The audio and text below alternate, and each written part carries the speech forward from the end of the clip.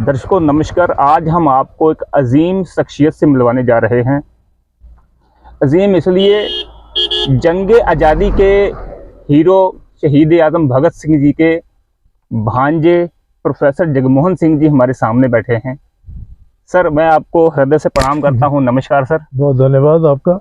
आपके स्रोतों को मेरी नमस्कार, आदाब, सत श्री अकाल।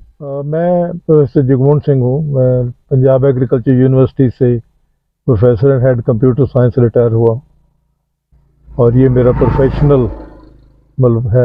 दूसरा ये है कि मेरे मदर बीबी अमर कौर शहीद भगत सिंह से 3 साल छोटे उनकी बहन थी, तो उन्होंने जो समझाया कि रिश्ता जो है वो जानने से बनता है, तो इसलिए मैंने भगत सिंह और उनके साथियों के दस्तावेज जो हैं वो पंजाबी में, हिंदी में और इंग्लिश में भी जो है उनको वेबसाइट पे भी डाला हुआ है। तो मतलब एक जो है उनको जानना और उनके बारे में लोगों को असलियत का पता देना जी ये मेरी एक सामाजिक दायित्व है। बिल्कुल सर। और फिर यह है कि जब इमरजेंसी ख़त्म हुई तो उसके बाद एक चेतनता आई कि मतलब हमें जमहूरी हक जो हैं, डेमोक्रेटिक राइट्स, उनको कायम रखना ज़रूरी है। हालात बदलते रहेंगे और जब जो राज करने वाले लोग होते हैं उनके पास लोगों की समस्याओं का समाधान नहीं होता, तो वो मतलब हर किस्म के जो कानूनी हक हैं उनको दबाते हैं। तो इसलिए मतलब हमने एसोसिएशन फॉर डेमोक्रेटिक राइट, जिसको हम हिंदी पंजाबी में जमहूरी अधिकार सभा कहते हैं, उसमें वो अभी तक मैं उसका प्रेसिडेंट हूँ पंजाब का, जिस पे हम जहाँ भी कहीं लोगों के अधिकारों की बात होती है उसको देखते हैं। अभी जो सबसे बड़ा मसला बन रहा है वो एनवायरनमेंट जस्टिस का बन रहा है। वातावरण का जो इंसाफ है, हम सामाजिक इंसाफ की बात करते थे, लेकिन सबसे बड़ा खतरा बन रहा है क्योंकि जो मतलब सरकार की नीतियां भी और जो पूंजीपति हैं उनकी नीतियां भी ये हैं कि वो अपना प्रॉफिट बढ़ाएंगे, लेकिन वो वातावरण की तरफ अपनी जिम्मेवारी और लोगों के प्रति जो जिम्मेवारी है उसको नहीं होते। तो वो मेरा। और तीसरी बात जो है कि अभी all India forum for right to education है, जो भारत भर के जितने मतलब संगठन हैं जो विद्या के साथ जुड़े हुए हैं, उनका एक बड़ा समूह है, उसका चेयरपर्सन भी मुझे जिम्मेवारी दी गई है जी। तो इसलिए मतलब सामाजिक जो सरोकारों के प्रश्न हैं उनके साथ मैं जुड़ा हुआ हूँ। सर बहुत मैं इसकी तारीफ करना चाहूँगा कि आजकल का जो सिनेरियो है, आजकल का जो ये सीन चल रहा है, बहुत सारे लोग अपने सरोकारों से पीछे हट रहे हैं, लिमिटेड हो गए हैं। तो मेरा नेक्स्ट सवाल तो वही था कि आप शहीद आजम भगत सिंह जी से, जो कि प्रखर वैचारिक स्वतंत्रता सेनानी थे, उनको खिताब मिला कि शहीद आजम, उनकी वैचारिकता की वजह से आप उनसे किस तरह का जुड़ाव महसूस करते हैं, इमोशनल जुड़ाव किस तरह का महसूस करते हैं, जिन्होंने सिलेक्ट किया जबकि वो अपनी फांसी को बचा सकते थे, उन्होंने फांसी पर फंदा ही चुना। तो उस चीज को आप किस रूप में देखते हैं, कैसे जुड़ाव महसूस करते हैं? बहुत इम्पोर्टेंट प्रश्न है जो आज हमें समझने की जरूरत है कि भगत सिंह और उनके साथियों ने मतलब उनका जो अपने शब्दों में कहना है कि हमने जो बड़ी आज़ादी की मूवमेंट थी उसके एक अगवा टोले की तरह काम किया है, वैनगार्ड, कि हमने उसके लिए एजेंडा और रास्ता बनाया है। तो मतलब कि उनकी चॉइस जो थी, पहले तो है कि उन्होंने उनके बड़े साथी जो थे जो ककोरी में, वो सभी पकड़ लिए गए और उसमें राम प्रसाद बिस्मल और इशफाक, और उनका जो आखिरी संदेश था कि हमारी याद जो है उसको आप हिंदू मुस्लिम एकता के तौर पे मनाएं। जी। और वो एकता का जो है, और क्योंकि कल 8 अप्रैल थी, तो 8 अप्रैल जो है वो भी ऐतिहासिक है, जब भगत सिंह और दत्त जो हैं वो बटुकेश्वर दत्त, हाँ बटुकेश्वर दत्त, वो सेंट्रल असेंबली में, जिसे आजकल हम पार्लियामेंट कहते हैं, उसमें सीधा साम्राज्यवाद को, ब्रिटिश साम्राज्यवाद को मतलब चैलेंज करने के लिए गए थे। हमें ये समझने की ज़रूरत है। जी। और उसमें उन्होंने कहा था कि हम मतलब 2 चीज़ों पे मैं ज़िंदगी लगा रहा हूँ, क्योंकि उनको पता है कि चाहे वो पुलिस में डर पैदा कर चुके हैं, मतलब सैंडर्स वाला जो है लोगों का डर ख़त्म किया और पुलिस में डर हुआ, लेकिन वो कहते हैं कि ये बहुत बड़ी जिम्मेवारी है कि 2 कानून वो बना रहे हैं, एक निजी आज़ादी छीनने वाला है, जिसे पब्लिक सेफ्टी बिल कहते हैं, और दूसरा जो है वो लोगों का इकट्ठे होके अपनी बात करने का राइट ऑफ एसोसिएशन कहते हैं, जिसे 49 में तो ह्यूमन राइट का असेंशियल पार्ट बनाया गया कि मनुष्यों का जो सबसे हमारा मानवीय अधिकार है इर्रेस्पेक्टिव ऑफ गवर्नमेंट्स, वो इकट्ठे होके बात करने का है। तो कहते हैं अगर ये नहीं होगा तो निजी आज़ादी जाएगी तो संपूर्ण आज़ादी नहीं आ सकती। जी। अगर आप मतलब लोगों को इकट्ठे होके अपनी बात करने का हक मतलब नहीं मिलेगा तो उसका मतलब ये होगा कि लोग जनतांत्रिक जो डेमोक्रेसी हम बनाना चाहते हैं वो नहीं आएगी। तो तीसरी बात जो उन्होंने कही कि मैं एक बात समझाना चाहता हूँ अपने लोगों को, अगर वो समझ जाए तो मुझे मेरी ज़िंदगी की कीमत मिल जाएगी। और वो बात थी साम्राज्यवाद मुर्दाबाद, इनकलाब जिंदाबाद। जी जी। Down down with imperialism, long live revolution. और ये द्वंद समझने की ज़रूरत है कि इनकलाब का मतलब है लोगों के जीवन में खुशियों का आना, उनकी अपनी मेहनत को फल लगना, हर बच्चे को उसके आगे बढ़ने का मौका मिलना। तो कहते हैं ये तभी आएगा अगर जो लूट वाली सबसे बड़ी ताकत है जिसे हम साम्राज्यवाद कहते हैं उसको मतलब अगर दबाया नहीं जाएगा तो ये नहीं होगा। तो मैंने कहा कि एक तो है कि हम कई दफ़ा के वो ख़त्म करने की बात नहीं कर रहे, वो टकराव है लोगों की जीवन का पद्धर और साम्राज्यवाद को भी उन्होंने समझाया था कि ये एक देश की दूसरे देश पे लूट है और वो लूट के सीधी नहीं चलती, वो उस देश में ऐसे हालात भी बना देता है कि लोग आपस में बट जाएं, झगड़ें, और तब उसकी लूट चलती है। और मैं ये कहता हूँ कि आज जैसे आपने कहा कि भगत सिंह आज हमें कह रहा है कि आज का साम्राज्यवाद समझिए, आज जो कारपोरेटवाद है वो उसकी आज का अवतार है। मेरा आगे का सवाल भी इसी से जुड़ा हुआ है सर। क्या इस समय भारत मल्टीनेशनल कंपनियों की लड़ाई का गढ़ बन गया है? क्या नेक्स्ट इलेक्शन कॉरपोरेट के बीच में होने जा रहा है? जैसे कि अभी मैं आपका ध्यान आकर्षित करूं, माइक्रोसॉफ्ट के संस्थापकों ने कहा है कि चीन भारत के चुनावों को प्रभावित करने की कोशिश कर चुका है। इससे पहले अमेरिका और जर्मन के बयान केजरीवाल जी के समर्थन में आ चुके हैं। तो क्या इसको क्या बोलें कि कॉरपोरेट ही खुद इलेक्शन लड़ रहे हैं इस समय? नहीं, देखिए एक बात तो है कि जो अब वाली सरकार है वो कॉरपोरेट के इंटरेस्ट को सबसे ज़्यादा बढ़ा रही है जी। और वो मतलब बिल गेट तो मतलब मोदी जी से मिलने आया था जी। अब ये जो बातें हैं ना कि आप दूसरी तरफ करें तो ये डेफिनेट है कि बड़ा कारपोरेट जो है और हमारा जो पूंजीपति है यहाँ का भारत का कारपोरेट वो उनके साथ मिलके चलता है। जी, जी, मैं अभी ऑस्ट्रेलिया में था तो ऑस्ट्रेलिया में जो माइंस अडानी की हैं उस पर देखिए PhD थीसिस कर रहे हैं वहाँ लोग, उसको ये समझने की कोशिश कर रहे हैं कि ये जो कारपोरेट और पॉलिटिशियंस हैं ये किस तरह देशों को लूटते हैं। तो सिर्फ हिंदुस्तान की बात नहीं है, दुनिया में ही ये चलन है। तो उसी के वक्त ये हमें याद करने की जरूरत है जब भगत सिंह कहते हैं कि अगर वो उनकी लूट रहेगी जी। और उनका मतलब क्या पर्पस है, कारपोरेट का पर्पस प्रॉफिट बनाना है जी। और देखिए अभी इलेक्शन बॉन्ड ने एक चीज बहुत क्लियर की जी कि मतलब सबसे ज्यादा कमाने वाली कंपनी कौन है भारत में, जो जुआ खेलती है। अभी मैं यहाँ भी देख रहा था एक लगा हुआ है मतलब बैटिंग का मतलब मतलब यूट्यूब का चैनल लगा हुआ है, गांव में आ गया। जी जी जी। आपके वो जो लूट है जो हमें नजर नहीं आती, मतलब सट्टा आपके मतलब लास्ट जो क्रिकेट का मैच हुआ ऑस्ट्रेलिया भारत का उसमें 1 लाख करोड़ रुपया जो है वो उसमें सट्टा गया जी। तो कंपनियां लूट का तंत्र। और मुझे मैं याद करिए कि महाभारत में भी जब जुआ खेलना शुरू हुआ था तो महाभारत का एक बहुत बड़ा सिम्टम था जब ये था कि आप अपने भाइयों को 5 गांव नहीं देना चाहते, जिस तरह आप दूसरों के रिसोर्स से छीन रहे हैं। इसलिए कारपोरेट इंटरेस्ट जो है वो तो बड़ा है ही। और ये भी जो है कि कानूनों में जो तब्दीली की गई है, जैसे ये कहते हैं कि हमने पुराने ब्रिटिश के कानून हटा दिए, उसमें ये था कि अगर आप कोई गलती करेंगे, इकोनॉमिक गलती भी, तो आपको सजा होगी।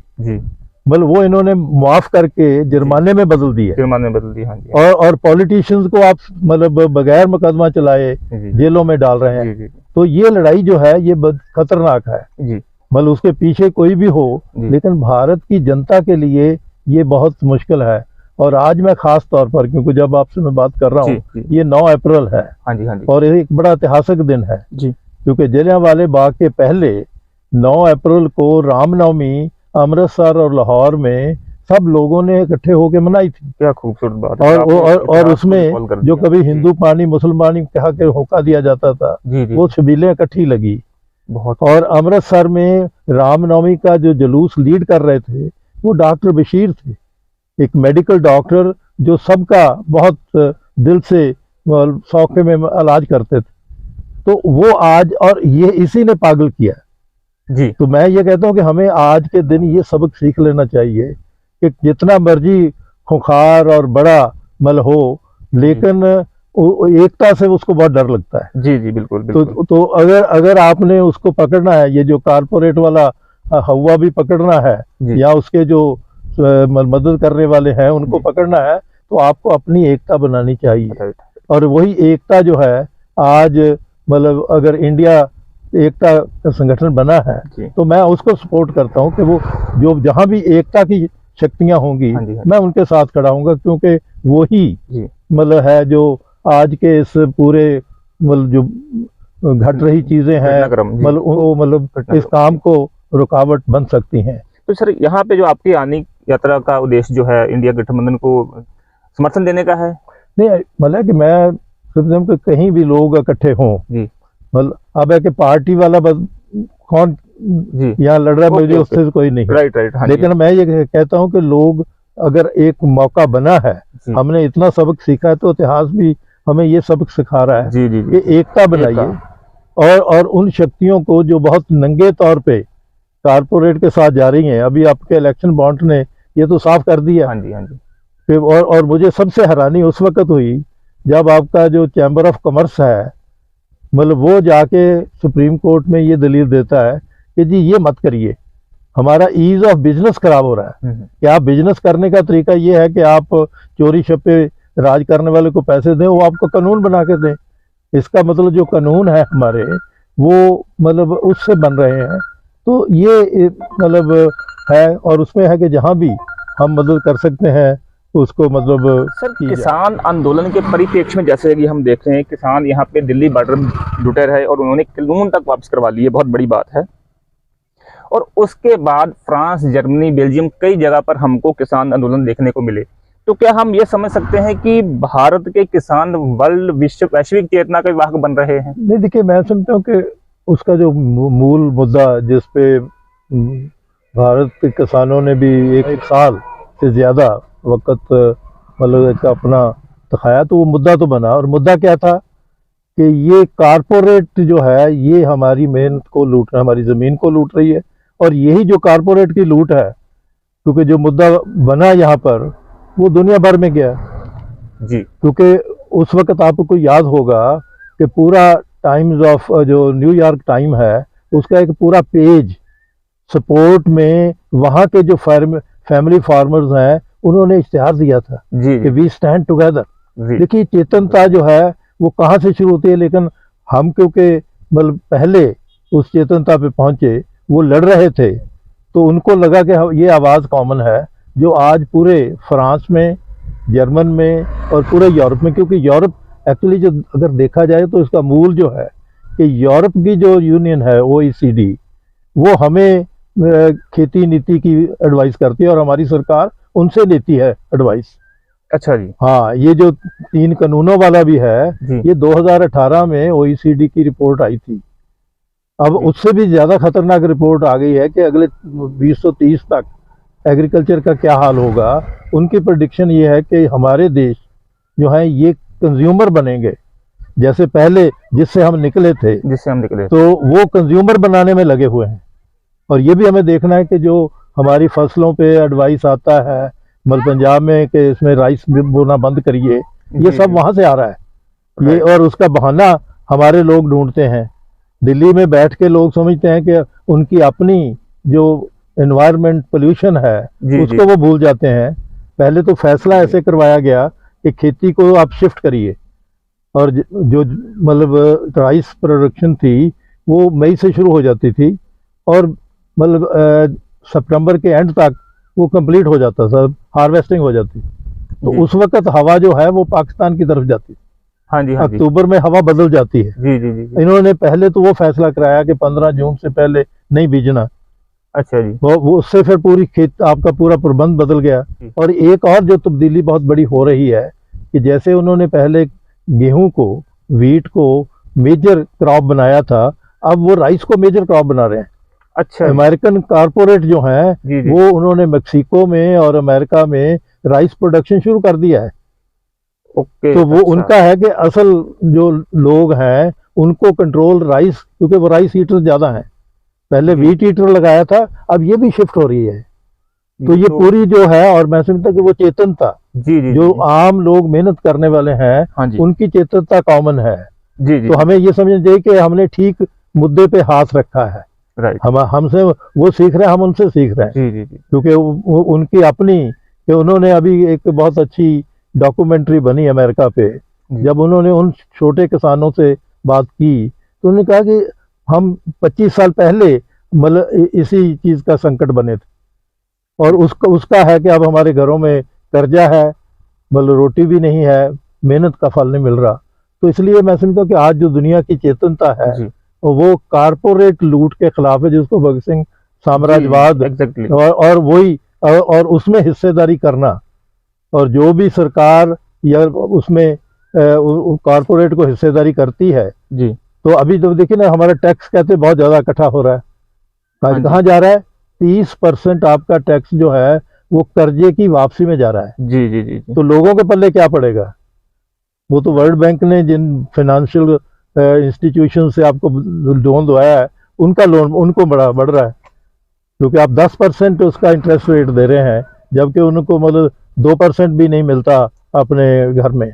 जैसे कि अभी यह धान की बात हुई, तो क्या पर्यावरण के इशू, जैसे कि पंजाब के पानी की बात करें कि उतना डाउन चला गया, नहीं, यहाँ भी वही संकट उसका कारण क्या है? जी।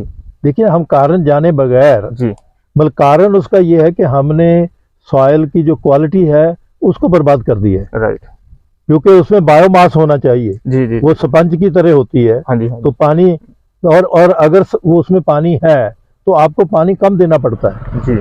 और जिस तरीके से हमने धान लगा के एक्सपेरिमेंट किया मैंने जी। अपने 25,000 एकड़ पे, जी। कि आप 3 पानी से राइस प्रोडक्शन कर सकते हैं, लेकिन उसको जानबूझ के आईसीआर ने निगलेक्ट किया। उसे श्री विधि कहते हैं। ठीक कह रहे हैं आप। मतलब कि आप, मतलब साजिश वहां पर है जी। कि आप, मतलब उस तरफ को जो मॉडल कैलिफोर्निया वाला हमें बताया गया था, जी, जी, जी। तो वो जो है उसमें मतलब है कि ओवर यूज, और अब जिस तरह बाकी एक्सप्लॉयटेशन हो रही है, वो हर आदमी को उस एक्सप्लॉयटेशन का हिस्सा बनाना चाहते हैं। जी, जी, जी, जी। मतलब किसान को भी बना दिया है। जी। मतलब जैसे हम किसानों को समझाते हैं कि अगर आप जो कीड़े हैं, वो तो प्लांट खुद बनाता है, ये हाँ जी, विज्ञान है। हाँ जी, हाँ जी, हाँ जी, हाँ जी। वो जब उससे ज्यादा हो जाए फोलिएज, उसके पत्ते ज्यादा हो जाएं, तो वो कीड़ों को बुलाता है, और फिर वो जब उसे लगता है कि ये मुझे मार देंगे, तो उन कीड़ों को कंट्रोल करने के लिए बुलाता है। तो हमने कहा ये समझिए, और जिन्होंने समझा तो दवाई छिड़कने की जरूरत नहीं है। दूसरा आप पे जो लागू किया जा रहा है वो जीएम क्रॉप्स है। तो सर, बहुत धन्यवाद आपका बातचीत करने के लिए।